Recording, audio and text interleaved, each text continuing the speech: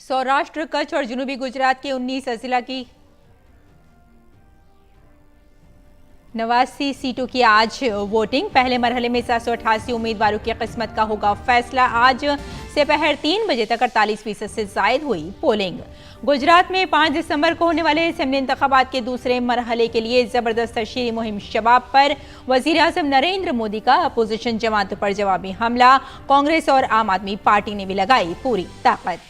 भारत ने आज G20 की संभाली सदारत। दहशतगर्दी, ग्रीन एनर्जी और दुनिया में माशी सुस्त रवि से निमटने पर दी जाएगी तवज्जो।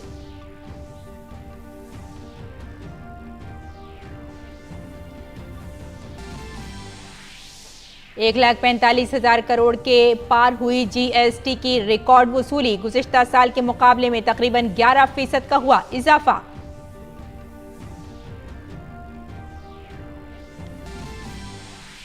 रिजर्व बैंक ने लॉन्च किया डिजिटल रुपया। मुंबई, दिल्ली, बेंगलुरु और भुवनेश्वर में शुरू हुआ पायलट प्रोजेक्ट।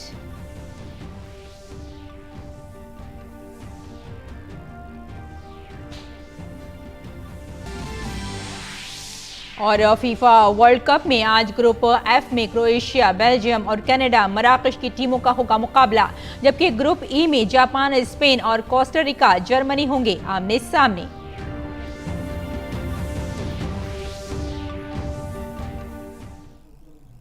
आदाब नाजरीन, खबरनामे में आपका इस्तकबाल है। मैं हूं आपके साथ Reshma Farooqui.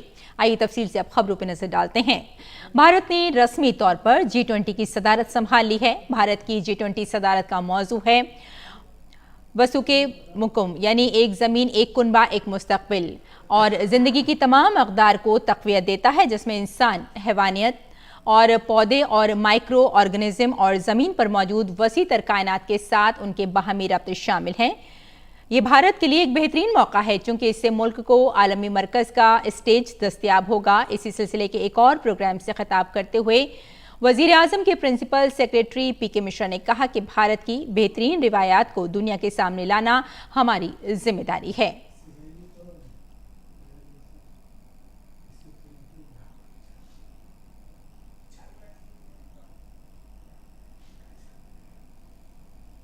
Vision is that the G20 should not be limited to certain meetings, but it should be based on the participation, enthusiasm, and activities of all citizens, and particularly the youth and the intellectuals.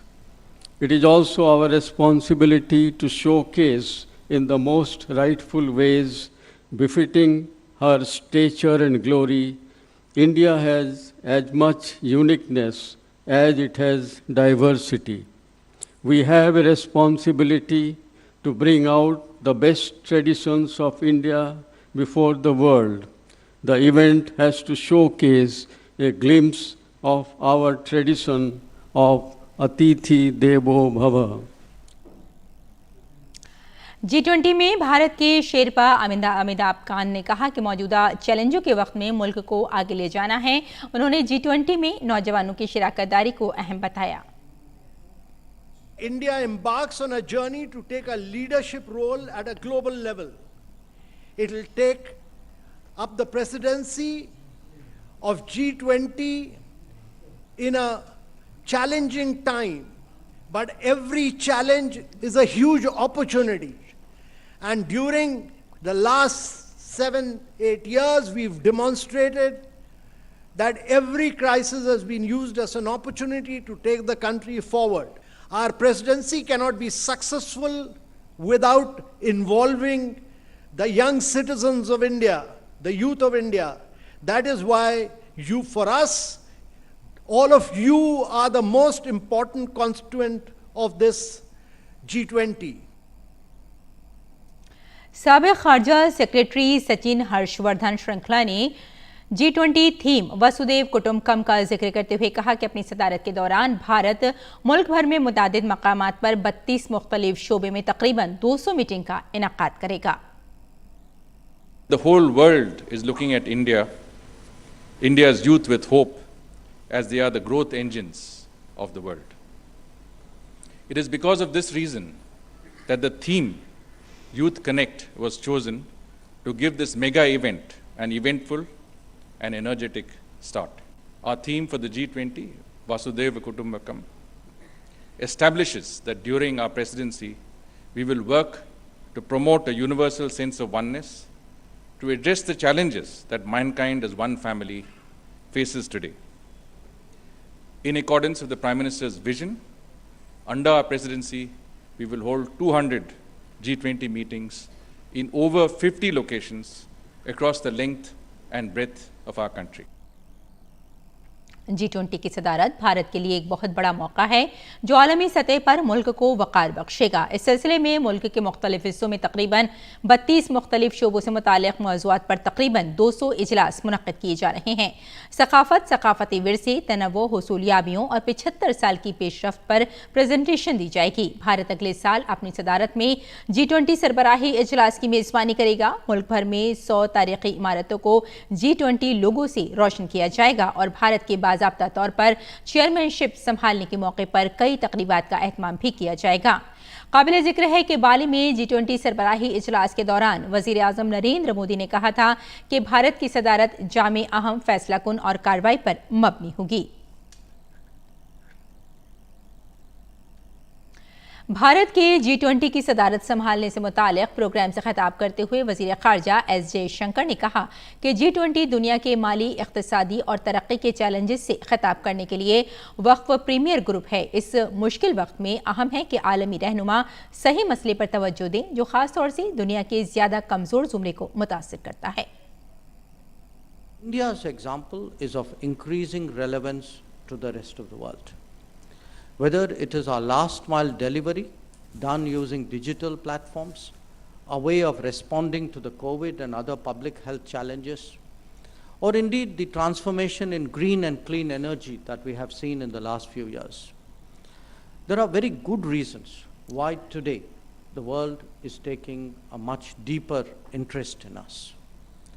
The G20 presidency offers an opportunity to share our story with others. And it is also a time when we must become the voice of the global South that is otherwise underrepresented in such forums. Countries of Asia, Africa, and Latin America trust India to speak up for them. सदर जमहूरिया द्रौपदी मुर्मू ने भारत को G20 की सदारत मिलने पर मुबारकबाद दी है। सदर ने ट्वीट करते हुए कहा कि भारत ने आज G20 की सदारत की जिम्मेदारी संभाल ली है। इस मौके पर मैं वसुधैव कुटुंबकम के तहत एक कामयाब सदारत मिलने पर कौम को मुबारकबाद देती हूँ। अतिथि देवो भव की काबिल एहतराम रिवायत में मैं भारत में सभी मंदोबीन का खैर मकदम करती हूँ। और अब बात गुजरात इंतखाबात की। गुजरात असेंबली इंतखाबात के पहले मरहले के लिए वोटिंग में दोपहर 3 बजे तक 48.48% से ज्यादा पोलिंग हो चुकी है। पहले मरहले में सौराष्ट्र, कच्छ और जुनूबी गुजरात समेत रियासत के 19 अजला की 89 सीटों पर पोलिंग हुई। मोरबी, भावनगर और जामनगर समेत कई अजला में वोटरों की लंबी कतारें देखी गईं। इस मरहले में तकरीबन 2,39,76,670 वोटर्स कुल 788 उम्मीदवारों की किस्मत का फैसला होगा। इनमें से 69 खवातीन उम्मीदवार हैं जबकि 719 मर्द उम्मीदवार हैं। इसके अलावा 339 आज़ाद उम्मीदवार भी इंतखाबी मैदान में हैं। वज़ीर आज़म नरेंद्र मोदी ने गुजरात के कलोल में एक जलसा आम से खिताब किया। इस दौरान वज़ीर आज़म मोदी ने कांग्रेस पर सख्त हमला किया। उन्होंने कहा कि कांग्रेस वाले जितने कीचड़ उछालेंगे उतने ही कमल खिलेंगे। उन्होंने कांग्रेस लीडरों पर एक खानदान पर एतमाद का इजहार करने पर भी तनकीद की। खुद को गुजरात का बेटा बताते हुए उसे अपनी ताकत करार दिया। उन्होंने कहा कि इसी ताकत की वजह से कांग्रेसियों को परेशानी हो रही है। इससे कबल वज़ीर आज़म नरेंद्र मोदी ने गुजरात के कलोल में रोड शो किया। इस दौरान आवाम की बेपनाह हिमायत देखने में आई। लोगों ने मोदी मोदी के नारे लगाकर उनका इस्तकबाल किया।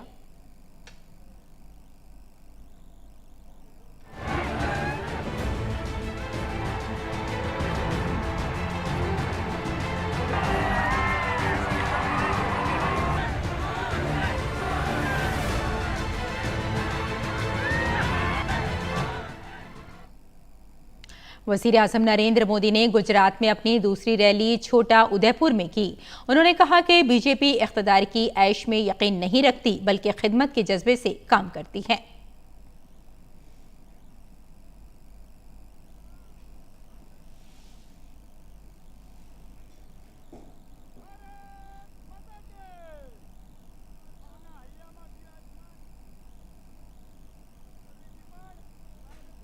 वज़ीर आज़म नरेंद्र मोदी ने गुजरात के हिम्मतनगर में बीजेपी के विजय संकल्प सम्मेलन से खिताब किया।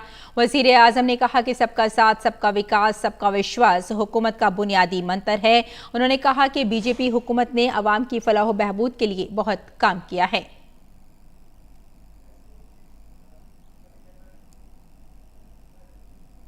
गुजरात में जहां पहले मरहले के लिए 89 सीटों पर पोलिंग हुई है, वहीं दूसरे मरहले के लिए इंतखाबी मुहिम अपने उरूज पर है। मरकजी वजीर दाखिला और बीजेपी के सीनियर लीडर अमित शाह ने आज अहमदाबाद में रोड शो करके अवाम से वोट मांगे।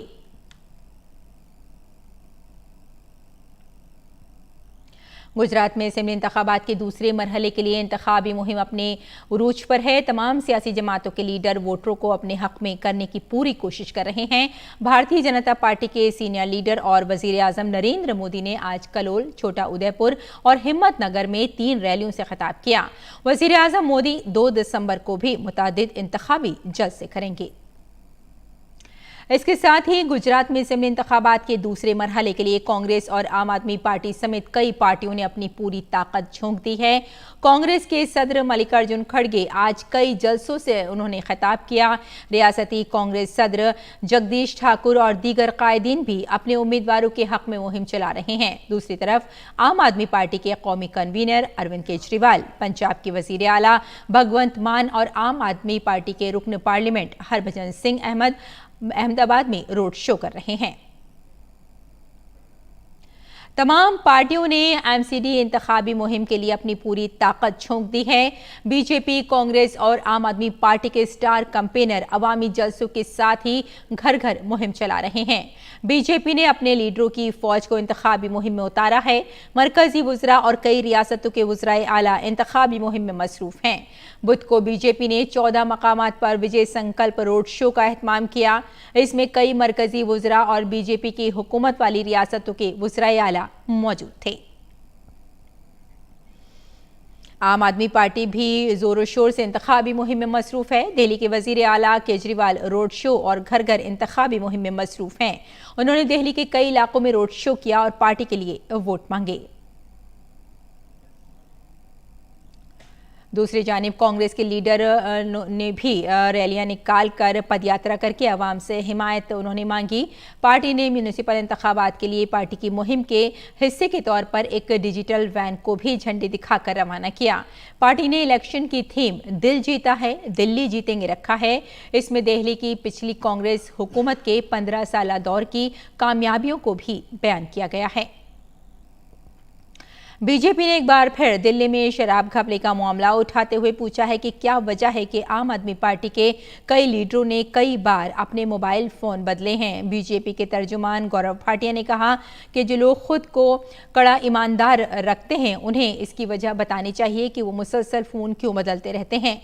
शराब घपले की FIR में दिल्ली के नायब वज़ीर आला का नाम न आने पर गौरव भाटिया ने कहा कि अभी तफ्तीश जारी है, इसलिए सबको तहकीकात मुकम्मल होने का इंतजार करना चाहिए। करीब 36 लोगों की जांच हुई जो एक्यूज पर्सन्स हैं, और इन्होंने 170 मोबाइल फोन नष्ट किए। इन मोबाइल फोन्स की कीमत जो आंकी गई है वो करीब 1.5 करोड़ रुपए है। 1.5 करोड़ रुपए के मोबाइल इसलिए नष्ट किए गए कि प्रमाण मिट जाएं, और प्रमाण को मिटाना अपने आप में एक अपराध है इंडियन पीनल कोड में। और बीजेपी सदर JP नड्डा ने आज जयपुर में जन आक्रोश यात्रा से खिताब किया। उन्होंने कहा कि राजस्थान आज बदनवानी, पेट्रोल और डीजल की कीमतों, बेरोजगारी, खवातीन के साथ जुल्म और ज्यादती के मामले में नंबर 1 पर है। भ्रष्टाचार में राजस्थान नंबर 1 पर, रिकॉर्ड बनाया। पेट्रोल डीजल के रेट में राजस्थान नंबर 1 पर, अनएम्प्लॉयमेंट में राजस्थान नंबर 1 पर, महिलाओं के साथ अत्याचार में राजस्थान नंबर 1 पर, दलित के ऊपर होने वाला क्राइम में राजस्थान नंबर 1 पर, साइबर क्राइम में राजस्थान नंबर 1 पर, और बिजली के दामों में सबसे ज्यादा महंगी बिजली राजस्थान नंबर 1 पर। यह है राजस्थान का रिकॉर्ड। बीजेपी सदर ने राजस्थान की गहलोत हुकूमत पर जल जीवन मिशन में रखना डालने का इल्जाम आयद किया है। आज प्रधानमंत्री मोदी जी सरोवर हर जगह पर, हर गांव में सरोवर बने, इसकी योजना बना रहे हैं। वहां आपके यहां मुख्यमंत्री जल स्वावलंबन अभियान, इसको भी बंद कर दिया गया है ताकि हमारे पानी का कंजर्वेशन न हो। यह भी हमको ध्यान में रखना है। लेकिन दुख के साथ मुझे कहना पड़ता है कि जल जीवन मिशन को भी इंप्लीमेंट करने में गहलोत साहब रोड़े अटका रहे हैं, रोड़े अटका रहे हैं। और नागालैंड में आज से 23वां हॉर्नबिल फेस्टिवल शुरू होगा। ये मेला 10 दिसंबर तक नागा हेरिटेज विलेज कोसामा में मुनक़िद होगा। नायब सदर जगदीप धनखड़ इफ्तिताही तकरीब में बतौर मेहमान खुसूसी शिरकत करेंगे। भारत में फ्रांस के सफ़ीर इमैनुअल लेनन, जनूबी एशिया के लिए तिजारती कमिश्नर और मगरबी एशिया बरतानवी डिप्टी हाई कमिश्नर एलन केमिकल और भारत में ऑस्ट्रेलिया के हाई कमिश्नर बैरी फेरल भी इफ्तिताही तकरीब में शिरकत करेंगे।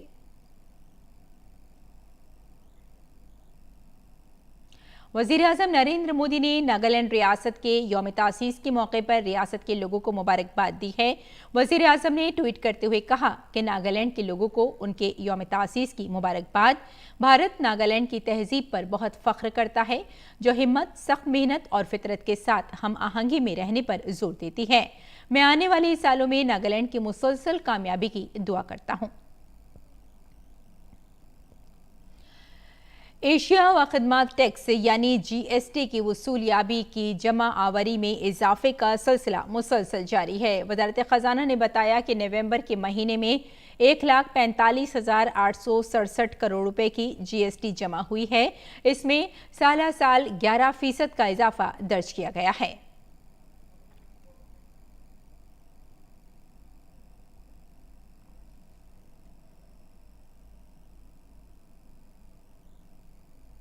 GST की वसूली की जमा आवरी में इजाफा किया गया है और नवंबर के महीने में 1,45,867 करोड़ रुपए जमा हुआ और साल 11% का इसमें इजाफा भी दर्ज किया जा रहा है।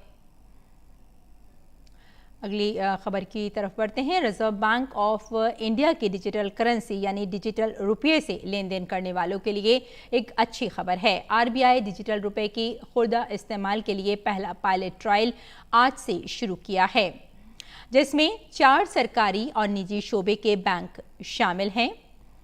डिजिटल करेंसी के खुर्दा इस्तेमाल के लिए एक पायलट ट्रायल आज मुंतखब मकामात पर शुरू किया गया। इसमें सारिफ और बैंक मर्चेंट दोनों शामिल हुए। साथ ही रिजर्व बैंक ने पहले ही 1 नवंबर को डिजिटल रुपए के होलसेल सेगमेंट का पहला पायलट टेस्ट मुकम्मल कर लिया है। रिजर्व बैंक के मुताबिक इलेक्ट्रॉनिक रुपया डिजिटल टोकन की शक्ल में कानूनी टेंडर होगा और ये उस वक्त जारी होने वाली कागजी करेंसी और सिक्कों के मौजूदा साइज में जारी किया गया है। RBI के मुताबिक डिजिटल रुपया रिवायती नकद करेंसी के तौर पर होल्डर के लिए एतमाद, तहफ़्फ़ुज़ और हतमी हल की खुसूसियात से लैस है। नकद की तरह डिजिटल रुपया रखने वाले को कोई सूद नहीं मिलेगा, लेकिन उसे बैंकों में जमा करने के लिए इस्तेमाल किया जा सकता है। RBI के मुताबिक स्टेट बैंक ऑफ इंडिया और ICICI बैंक समेत 4 बैंक डिजिटल रुपए के खुर्दा इस्तेमाल के इस ट्रायल में शामिल होंगे। डिजिटल रुपए का ये ट्रायल दिल्ली, मुंबई, बेंगलुरु और भुवनेश्वर में होगा। और सरहदी हिफाजती दस्ता यानी BSF आज अपना 58वां यौम तासीस मना रहा है। भारत की सरहदों की सलामती को यकीनी बनाने के लिए 1 दिसंबर 1965 को BSF को तश्कील दिया गया था और कच्छ के रन से लेकर कश्मीर में बर्फ के बीच BSF के जवान पूरी मुस्तैदी के साथ मुल्क की खिदमत में मसरूफ हैं। मुल्क में ऐसी कोई जगह नहीं है जहां बीएसएफ ने फितरत को शिकस्त नहीं दी है। बीएसएफ के नारे जिंदगी भर ड्यूटी को जवानों ने हमेशा कबूल किया है। स्पेन के दारुल हुकूमत मैड्रिड में यूक्रेन के सिफारत खाने में बुध को एक लिफाफा फट गया।